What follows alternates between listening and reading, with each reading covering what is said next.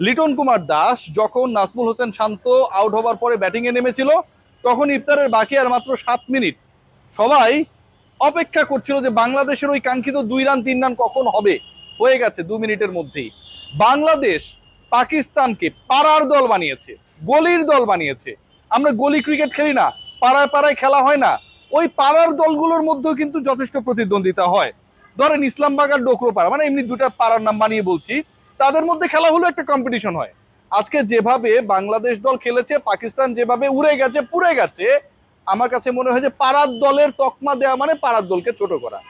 বিভিন্ন যে টুর্নামেন্ট গুলো হয়, সেলিব্রিটি ক্রিকেট, আপনারা দেখবেন যে পরিমণিরা মাঝে মাঝে খেলে, অথবা ব্যাংকার্স টুর্নামেন্টে আমরা দেখি অনেক বড় বড় হাই প্রোফাইল ব্যক্তিবর্গ খেলে। সেইগুলো ক্রিকেটেও কিন্তু আসলে প্রতিদ্বন্দ্বিতা হয়। কিন্তু আজকে যে খেলাটা হয়েছে, বাংলাদেশ যেভাবে উড়িয়ে দিয়েছে, পাকিস্তান আমার কাছে মনে হয় সেলিব্রিটি ক্রিকেটের আমাদের যে সেলিব্রিটিরা রয়েছে যারা ক্রিকেটের মধ্যে নেই, তারাও যদি এই দলের বিপক্ষে খেলতো তাহলে তাদের জয়ের একটা সম্ভাবনা ছিল। কিভাবে হেরেছে?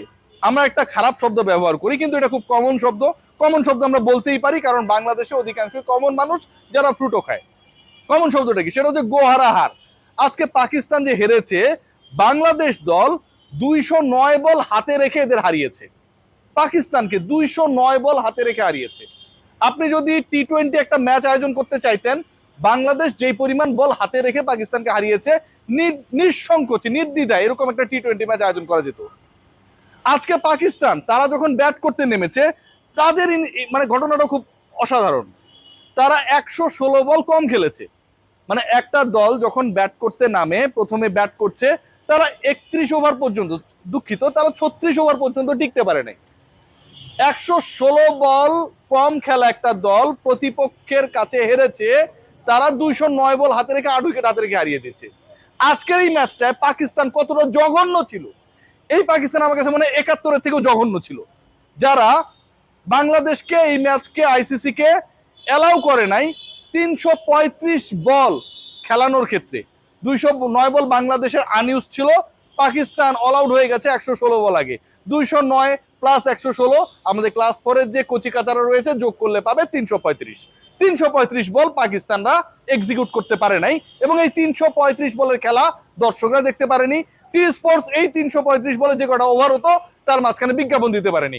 একটা ভয়াবহ অবস্থা। সেলিব্রিটি ক্রিকেটার আমাদের যারা রয়েছে, নিশো ভাই, তাহসান ভাই, এরা যারা খেলে টেলে, আমার কাছে মনে হয় আমার প্রিয় সিয়াম, এরা যদি খেলতো এই পাকিস্তান দল তারপরেও হারতো, তখন হয়তো আমাদের 109টা বল অবশিষ্ট থাকতো, 200 জায়গায় 100 বল কমে যেত। বাংলাদেশ দল যে পারফরমেন্সটা দেখিয়েছে ভাই, একবার চিন্তা করে দেখুন। এই দলটা খেলতে নেমেছে কতদিন পরে? 5 মাস পরে ওয়ানডে খেলতে নেমেছে। তার আগে এই দলের ক্রিকেটার একটা ট্রমার মধ্য দিয়ে গেছে, কারণ তারা একটা ওয়ার্ল্ড কাপ খেলতে পারে নাই। সেই দলের ক্রিকেটাররা যেভাবে খেলেছে, সেই দলের ক্রিকেটাররা জাস্ট লাথি মেরে উড়িয়ে দিয়েছে। এ তো অসাধারণ। এর মাঝখানে কিছু বাঙ্গু রয়েছে যারা আবার বলার চেষ্টা করে ধান খেতের উইকেট। ভাই, ধান খেতের উইকেটে কি কখনো পেসাররা সাকসেসফুল হয়? পাকিস্তানি পেসাররা উইকেট পেয়েছে, বাংলাদেশের পেসাররা 7 উইকেট পেয়েছে। 70% wicket of the Pakistan team taken by the pacers of Bangladesh. তারপরে নাকি এটা ধান খেতের উইকেট। আচ্ছা, এইটা যদি ধান খেতের উইকেট হয় যেখানে পেসাররা সাকসেসফুল, তাহলে ব্রিসবেনের গ্যাবল ধান খেতের উইকেট, পার্থের ওয়াকা এক সময় ছিল, সেটা ধান খেতের উইকেট, ইংল্যান্ডের লর্ডস ধান খেতের উইকেট। পেসাররা যেখানটা সাকসেসফুল হবে ওগুলো হচ্ছে ধান খেতের উইকেট। আসলে কি তাই? ধান খেতের উইকেটে স্পিন প্রভাব বিস্তার করে। আজকের এই ম্যাচে স্পিনের কোনো পাত্তা ছিল না, except the 3 wicket from Mehedi Hasan Miraz. So ধান খেতের কনসেপ্টটা আপনাকে ক্লিয়ার হতে হবে। আচ্ছা, ধান খেতের উইকেট মানলাম, বাংলাদেশের পেস ডিপার্টমেন্টের থেকে তো শাহিন শাহ আফ্রিদিরা আরো ভয়ঙ্কর। মনে করতে পারেন যে বিমারটা মেরেছিল অলমোস্ট ব্যাটসম্যানের মুখের মধ্যে গিয়ে আঘাত এনেছে। তারা কেন তাহলে বাংলাদেশের ব্যাটারদেরকে আউট করতে পারলো না? ধান খেতের উইকেট কি তখনই ছিল যখন পাকিস্তান ব্যাট করলো? আবার যখন তানজিদ হাসান তামিম ব্যাট করতে নামলেন, এবং তানজিদ হাসান তামিমের স্ট্রাইক রেট আমার কাছে এখানে নোট করা রয়েছে 159 পয়েন্ট সামথিং, 42 বলে 67 রান করলেন, 5টা ছক্কা মারলেন, তখন আর এই উইকেটটা ধান খেতের উইকেট ছিল না। কি কারণে ছিল না ভাই? বাংলাদেশে খেলা হচ্ছে, বুলবুল ভাই, আমাদের অতি প্রিয় বুলবুল ভাই, তিনি অস্ট্রেলিয়ায় গিয়ে ইফতার সাহারি এবং সেখানটায় গিয়ে তিনি ইবাদত বন্দেগী করছেন। এই কারণে কি বাংলাদেশ দল ভালো পারলো আর পাকিস্তান পারলো না? Definitely not. স্কিল ওয়াইজ যদি আপনি চিন্তা করেন, আজকে বাংলাদেশ দল দে হ্যাভ বিট ট্রিমেন্ডাসলি। তারা যেভাবে খেলেছে, তারা যেভাবে উড়িয়েছে, জ্বালিয়ে পুড়িয়ে দিয়েছে, এটাকে আপনাকে প্রশংসা করতে হবে।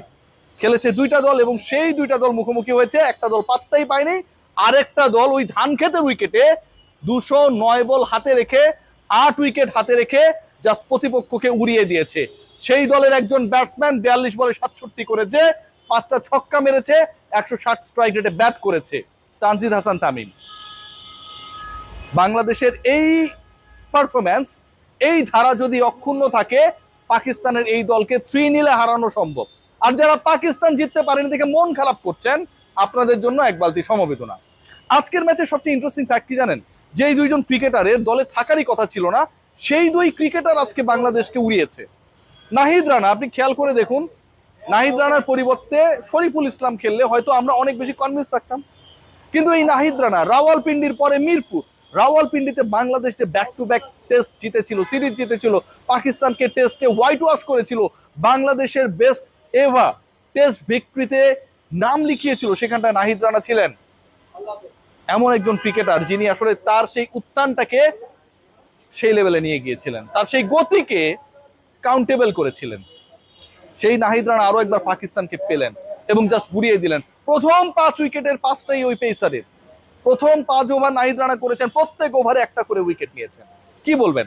আজকের ম্যাচে তার থাকার কথা ছিল না। তানজিদ হাসান তামিম আগের ম্যাচে বাংলাদেশ দল 176 রানের পার্টনারশিপ করেছিল ওই 5 মাস আগের ওয়ানডেতে। 176 রানের ওপেনিং পার্টনারশিপ। কে ছিলেন? সাইব ছিলেন, তার সাথে ছিলেন সৌম্য সরকার। সৌম্য সরকার 91 রান করেছিলেন, সেঞ্চুরি করতে পারেন নাই অল্পের জন্য। দুঃখ, সেই দুঃখের চেয়ে, সেই 9 রানের দুঃখের চেয়ে বড় দুঃখ কি জানেন? আজকে সৌম্য সরকার 91 করার পরেও এই ম্যাচটাই নেই, এবং সেই দুঃখ ভুলিয়ে দিয়েছেন সৌম্যকে বসিয়ে রাখার পর যখন তানজিদ তামিমকে সুযোগ দেওয়া হয়েছে। পাকিস্তানি বোলিং অ্যাটাককে যখন এখান থেকে ছক্কা মেরে, ঢাকা থেকে ছক্কা মেরে লাহোরে পাঠিয়েছেন সেই তানজিদ তামিম, 5টা ছক্কা, 160 স্ট্রাইক রেটে ব্যাটিং, 42 বলে 67, বাংলাদেশের 8 উইকেটের জয়ে নট আউট ইনিংস। কি একটা অবস্থা! তানজিদ তামিমেরও থাকার কথা ছিল না, কারণ আগের ম্যাচে তানজিদ তামিম ছিলেন না। আগের ম্যাচে তার পরিবর্তে যে খেলেছে সে সাকসেসফুল ছিল। নাহিদ রানা থাকার কথা ছিল না। সেই দুজন আজকে বাংলাদেশকে উড়িয়েছে, জ্বালিয়েছে, পুড়িয়েছে, পাকিস্তানকে ছিন্ন ভিন্ন করে দিয়েছে, পাড়ার দল, গলির দলের থেকেও নিচে নামিয়ে দিয়েছে। সো আমার কাছে মনে হয় উই শুড অ্যাপ্রিসিয়েট যে দলটা 5 মাস ধরে ওয়ানডে খেলে না, সেই দলটা 8 উইকেটের জয় আজকে রেজিস্টার করেছে। সেই দলটা 209 বল আগে পাকিস্তানকে হারিয়েছে। সেই দলটা 116 বল আগে পাকিস্তানকে অল আউট করেছে। সেই দলটা এই আন্তর্জাতিক ক্রিকেটে আজকের ম্যাচে 335 বল না খেলার ব্যবস্থা করেছে। সেই দলটা আজকে ইফতারের আগেই কাম সেরে ফেলেছে। কিন্তু বাংলাদেশ ক্রিকেট বোর্ড, বাংলাদেশ দল ইফতারের আগেও প্রতিপক্ষকে হারিয়ে দিলেও, ইফতারের আগে বাংলাদেশের রোজদারদের তৃপ্তি দিলেও, ইফতারের আগে বাংলাদেশ দলের অসাধারণ জয় নিশ্চিত হলেও, যারা রোজদার হিসেবে এখানটায় মাঠে এসেছিলেন খেলা দেখার জন্য, বাংলাদেশ ক্রিকেট বোর্ড তাদের জন্য বিনামূল্যে ন্যূনতম পানির ব্যবস্থা করতে পারে না। এর থেকে দুঃখজনক কি হতে পারে? যে মানুষগুলো আজকে মাঠে এসেছেন, টিকিট কেটেছেন, সাপোর্ট করেছেন, তপ্ত রোদে পুড়েছেন, তৃষ্ণার্ত থেকেছেন, তার জন্য আমিনুল ইসলাম বুলবুলের ক্রিকেট বোর্ড ফ্রিতে ন্যূনতম ওই পানির ব্যবস্থা করতে পারে নাই। কোটি কোটি টাকার, হাজার কোটি টাকার ক্রিকেট বোর্ড থেকে লাভটা কি ভাই? আমাদের কোনো লাভ নাই। এই ক্রিকেট বোর্ডকে আমরা যারা ধারণ করি তাদের লজ্জা দিয়েছে।